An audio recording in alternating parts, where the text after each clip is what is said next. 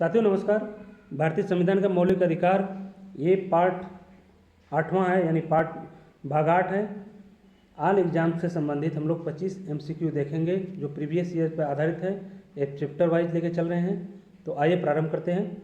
आज है भारतीय संविधान में मौलिक अधिकार से संबंधित प्रश्न। आगे है, मौलिक अधिकार की प्रेरणा किस देश की संविधान से ली गई है? तो यह अमेरिका के संविधान से लिया गया है। मौलिक अधिकार का जो प्रावधान है अमेरिका के संविधान में है, उससे प्रेरित होकर भारत के भी संविधान में शामिल किया गया, बिल ऑफ राइट्स। चलते हैं आगे। अगला प्रश्न है, संविधान का कौन सा अनुच्छेद विधि के समक्ष समानता प्रदान करता है? तो यह अनुच्छेद 14 है। अनुच्छेद 14 देखिए, सभी व्यक्तियों को विधि के समक्ष समान समानता का प्रदान करने का व्यवस्था है।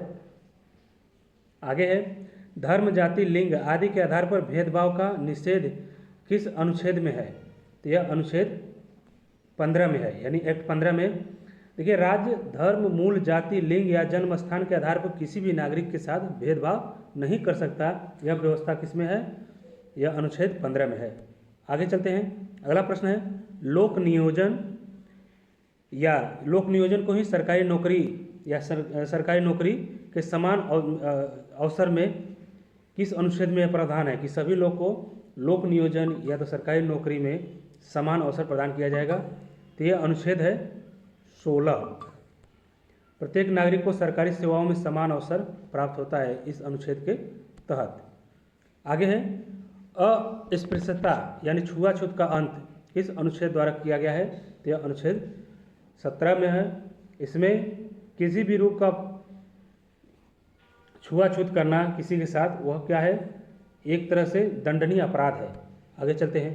अगला प्रश्न है, उपाधियों यानी टाइटल का उन्मूलन किस अनुच्छेद में किया गया है? यह अनुच्छेद 18 में उपाधियों का उन्मूलन या उपाधियों का अंत कर दिया गया है। आगे चलते हैं। अगला प्रश्न है, निम्न में से कौन सी स्वतंत्रता अनुच्छेद 19 के अंतर्गत प्राप्त है? तो यह है वाक एवं अभिव्यक्ति की स्वतंत्रता। देखिए, इसी अधिकार के तहत प्रेस को आज़ादी मिलता है।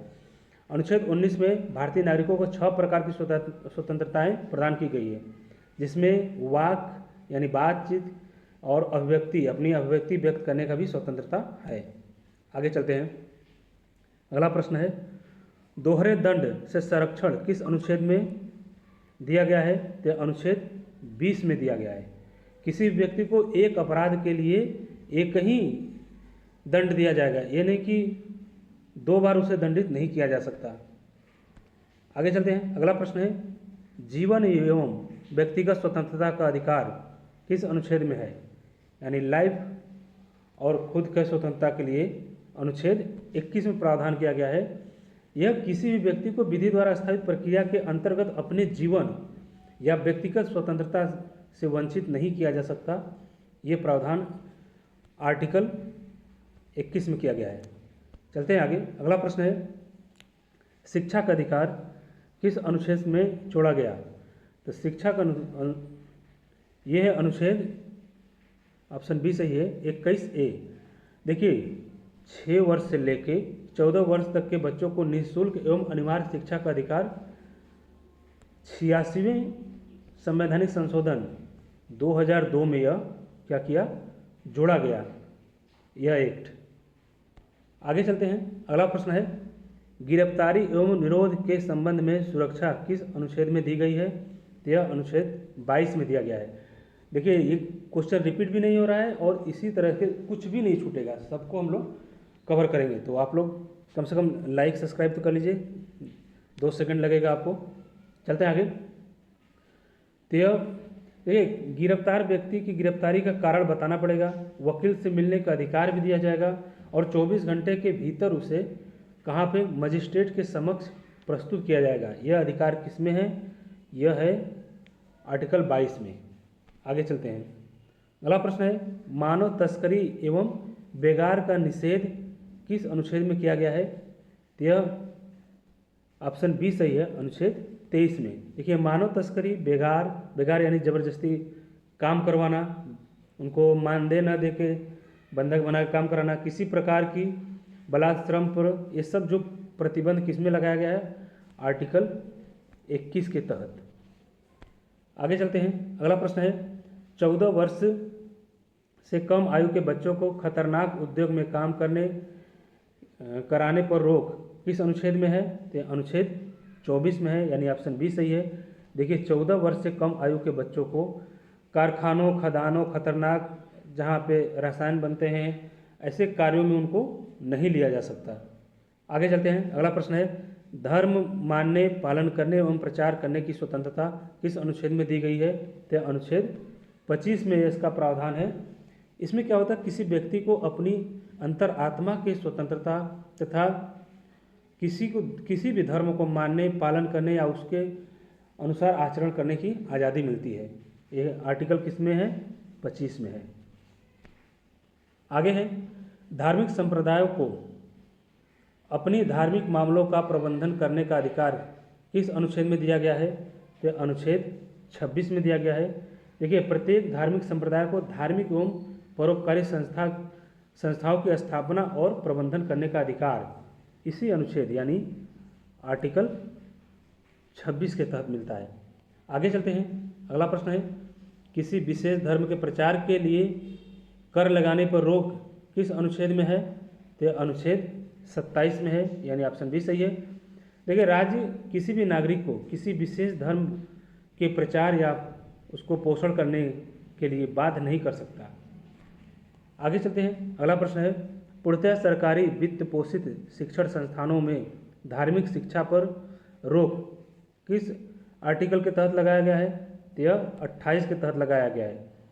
देखिए पूर्णतः सरकारी धन से संचालित शिक्षण संस्थाओं में धार्मिक शिक्षा नहीं दी जा सकती। यह प्रावधान 48 में है, आर्टिकल 48 में, आर्टिकल 28 में।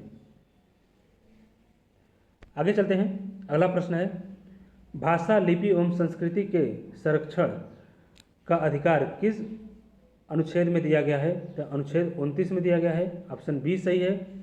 नागरिकों को किसी वर्ग की अपनी भाषा, लिपि और संस्कृति को सुरक्षित रखने का पर्याप्त अधिकार प्राप्त है किस एक्ट के तहत? यह आर्टिकल 29 के तहत।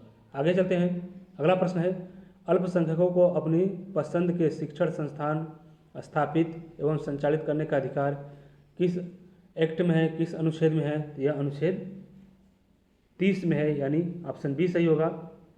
देखिए धार्मिक एवं भाषाई अल्पसंख्यकों को, जो अल्पसंख्यक कम संख्या में है हमारे देश में, उनको अपनी पसंद के शिक्षण संस्थान स्थापित करने का अधिकार है और संचालन करने का भी उन्हें अधिकार देता है, आर्टिकल 30।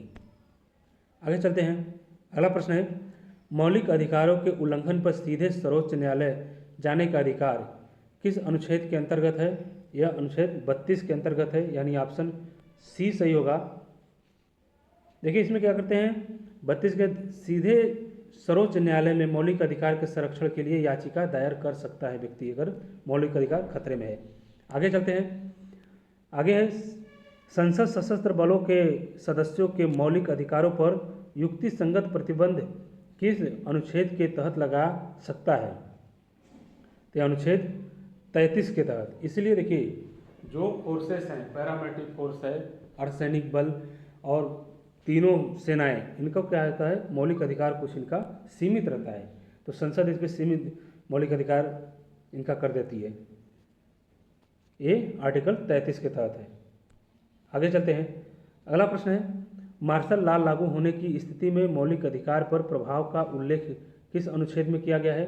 तो अनुच्छेद 34 में किया गया है, यानी ऑप्शन बी में।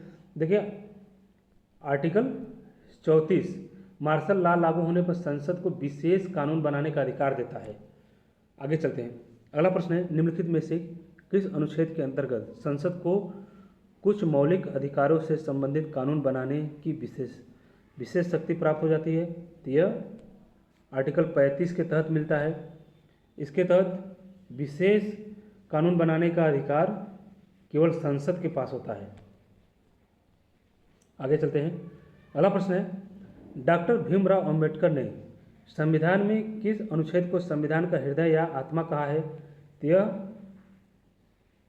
आर्टिकल 32 को, यानी अनुच्छेद 32 को कहा है, ऑप्शन सी सही होगा। डॉक्टर भीमराव अंबेडकर ने आर्टिकल 32 को संविधान का सबसे महत्वपूर्ण अनुच्छेद बताते हुए इसे संविधान का हृदय या आत्मा कहा है। आगे है आप लोगों के लिए प्रश्न। अगर आप लोग पूरा सेशन देखे हैं, पूरा वीडियो देखे हैं, तो इसका उत्तर आप लोग कमेंट बॉक्स में दीजिए। भारतीय संविधान के किस अनुच्छेद को डॉक्टर भीमराव अंबेडकर ने संविधान का हृदय एवं आत्मा कहा है? जस्ट अभी इसका जिक्र हुआ था। तो ये विकल्प आपके सामने है, अनुच्छेद 14, अनुच्छेद 19, अनुच्छेद 32 या अनुच्छेद 21। इसका उत्तर आप लोग कमेंट बॉक्स में दीजिए। Thank you for watching. मिलते हैं अगले वीडियो में।